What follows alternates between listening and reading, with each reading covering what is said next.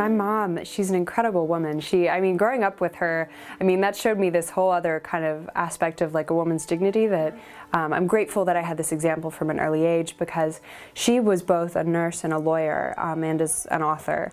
So she's an incredible woman, but she's so humble you'd never know it to meet her, right? That she has all these kind of what she would call, more worldly accomplishments. But she always says the greatest thing she'll put on any, resume or biography is that she's a mom and a wife. And, that's the things she'll bring into eternity. And those are the things that, she values on a daily basis, right? It's not the fact that she, has a law degree. So from a very young age, I appreciated in her that, these are wonderful things, education is a wonderful thing, but, we view it always, everything ought to be with in the framework of our faith. And so, why do I want this education? Why do I want this job?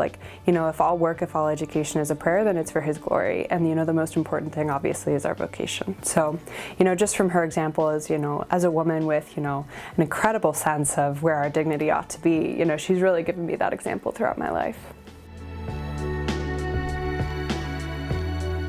I think that something that's very capable of destroying a woman is the false expectations and stereotypes that our, society kind of projects onto her. I've never met a skinny woman, right? No woman feels like she's perfect. No woman feels like she's enough, right? And that's kind of the deepest wound in ourselves, is our fear of isolation, our fear of rejection, our, fear of being vulnerable at all, because we're so scared of being rejected. And I think so much of our society does this to us, through, of course, the media, the things we hear all the time that, kind of the false images that come out of Hollywood and, but also within our communities.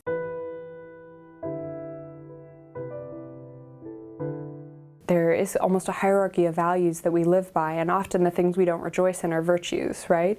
We rejoice in success or money or status, and that affects all of us, but it affects women in a particularly different way, I think, because of motherhood. I've experienced this with several of my friends, even now, who are young mothers, and they love being a wife and a mother, but so many of their friends, or at least their former workplace colleagues will be like, what do you do all day? Or, it's this dichotomy that women have to wrestle with where, it's like, okay, my value, comes from, being with my children and my family. And yes, I do have a lot to do every day, but so much of that is, I think changing the way we view motherhood, view family life, view our callings and vocations, right?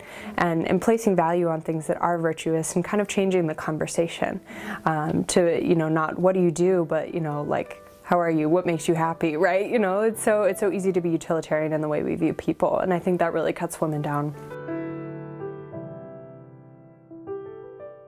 A meditation that I loved in high school was called I Thirst for You by Mother Teresa of Calcutta's, right? The Missionaries of Charity Fathers, I believe, wrote it. And I remember as a young woman, that is, such a deep longing, and all of us is our longing to be loved. But I remember reading this and I was so surprised that I was, thought, God loves me like that. God loves me not just as like a paternal love, but in, kind of this all-encompassing, fiery, burning love.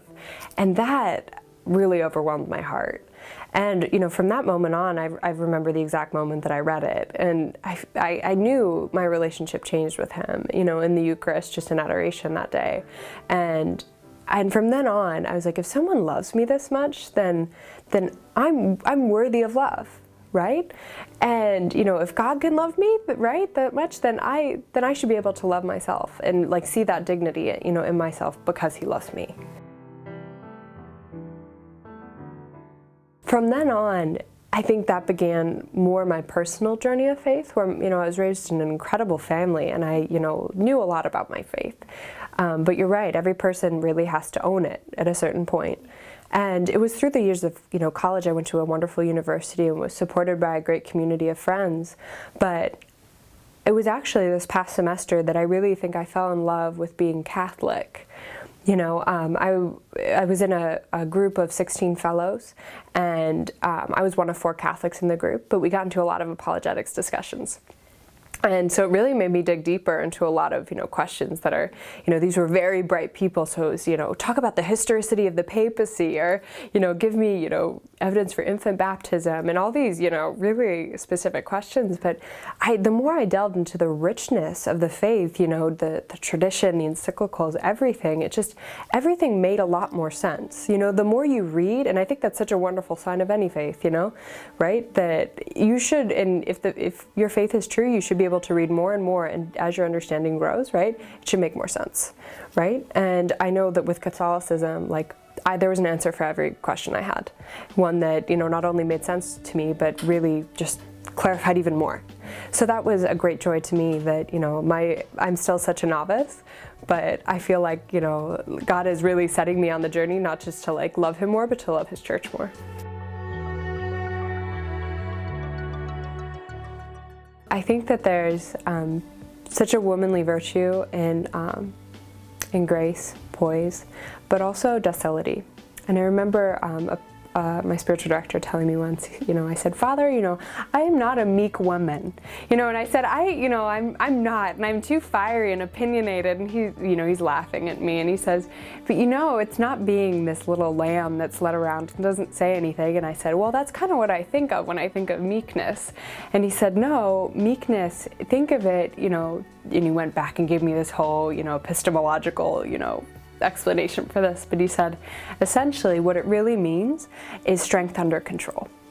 So the strength and dignity of a woman doesn't come from being this, pushover, this wallflower. It comes from being educated, being holy, being virtuous, being all things that are good and beautiful, right? But having that strength reined in, under control, graceful, elegant, right? That's it's almost like this beautiful kind of mystery that surrounds womanhood, and I've never heard a better explanation of it.